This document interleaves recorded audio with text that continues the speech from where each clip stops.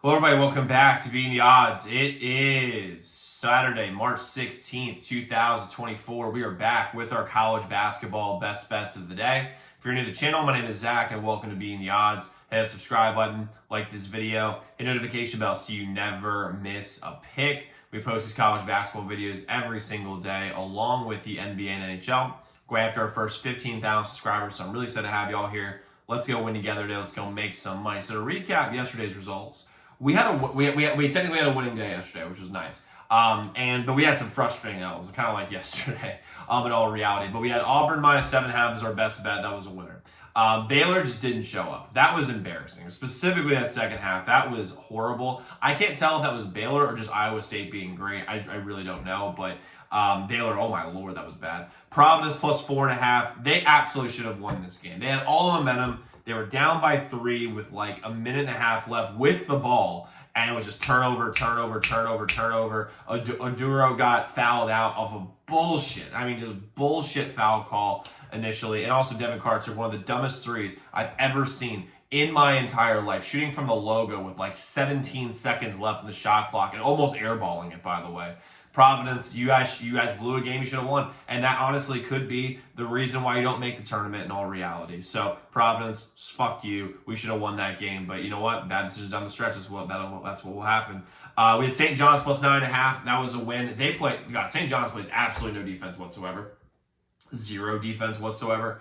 But they are really fun to watch. Like, in all reality, they went toe-to-toe with UConn yesterday. I think it's more about St. John's than it is about UConn. St. John's played awesome yesterday.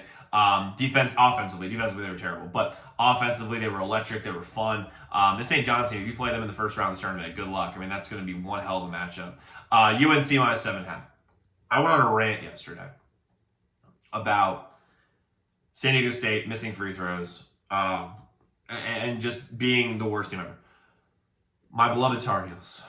We had RJ Davis on the line, up by 6, 87% free throw shooter, I think, 86%. Makes the first one, clanks the second one. We lose by half a point.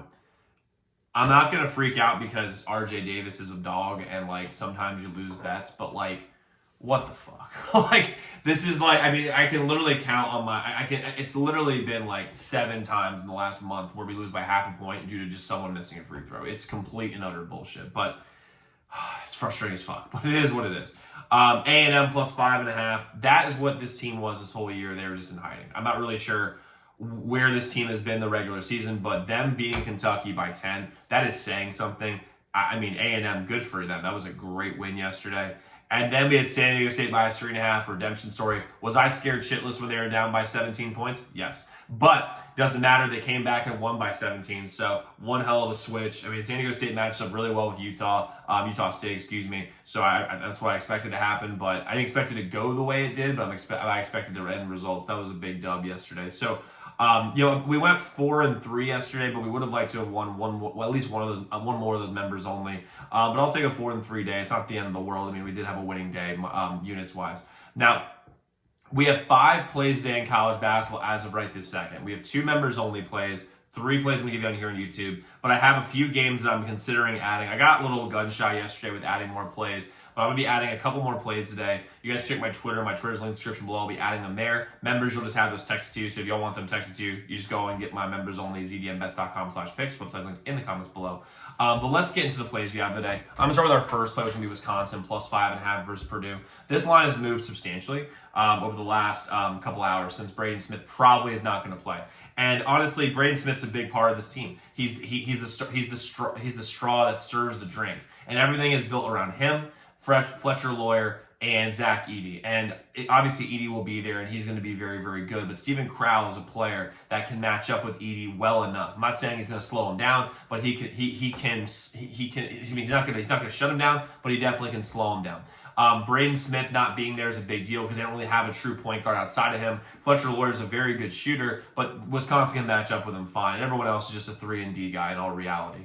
And we look at this Wisconsin team; they've caught fire. They're making threes again. This is a big deal. I guess this arena just works with their eyes because they're making threes at a ridiculous clip. They also play very good defense and they're completely healthy. I think that Wisconsin could win this game outright. I'm not saying they will. I kind of feel like with Wisconsin today, how I felt about A&M against Kentucky yesterday, and A&M won outright. I think Wisconsin can win this game outright. Plus, the Lions move substantially Wisconsin's direction. And on top of that, when it comes to Wisconsin, they are also they're just hot right now. So I'm rolling Wisconsin here plus 5.5. I'm gonna take the points, but I think they could honestly win this game outright. Next, we're going to go with Texas A&M plus 2.5 versus Florida. This is the team I expected to see all year, in all reality. Wade Taylor's an absolute baller. Tyrese Radford's an absolute baller. Coleman played great yesterday. I mean, Buzz Williams was coaching his ass off. And here's the thing. Florida's going to go against A&M, and I think the biggest factor here that people are not considering when it comes to this Florida and A&M game. A&M played against Kentucky, who is okay defensively. They're not amazing, but like they're good enough where you have to actually work to get buckets. Didn't look like yesterday when you scored 88 points, but even so, they are good. They're not a good defensive team, but they're at least like adequate. Alabama plays no defense whatsoever, and I mean zero defense. They don't play a shred of it. They play a lot of offense, but they play no defense whatsoever. And I think that's going to be a shock to the system a little bit for Florida because A&M plays defense at a very high level. They rebound at a very high level, and they press at a very, very high level. Bama doesn't do any of that. So there's going to be a shock to the system. Plus, I'm not sure who's going to stay in front of Wade Taylor and Tyrese Radford. I just don't see it happening. So for me, I'm going to take the plus 2.5 for A&M. But if you're looking for something juicy, take a little money line action. It's plus 128 for A&M. I think A&M goes in there and wins. I think Coleman can match well for the big guy with Florida. I'm rolling with A&M here plus 2.5 versus Florida. And then we're going to go with UNC minus 8.5 versus NC State. Listen, here's the deal. NC State, they're on a nice run. They look good, but the talent disparity between them and UNC is a serious deal, especially with DJ Horn out. If Horn plays, maybe you got more of a shot. But to me, I love this UNC team. I just really do. They play 9 deep. Cadeau is unstoppable getting to the rim.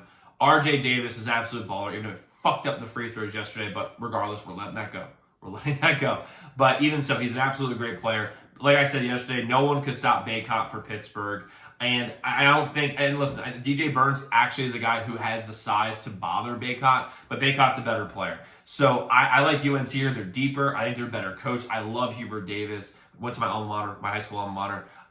And I really just think this UNC team is a legit 1 seed, and they can make some serious noise in the tournament. And I think they're going to smoke NC State today. Not because NC State's not playing well. It's just UNC is literally that good. So I'm rolling with UNC here, minus 8.5 versus NC State. But like I said, I will be adding some more plays a little bit later today. You can check my Twitter for that. My Twitter's in the description below. And if you're a member, you'll just have that texted to you. Just look out for that. But guys, let's go lock in those picks. Let's go win together today. Let's go make some money. I'll see you all tomorrow. Make sure y'all check those other videos.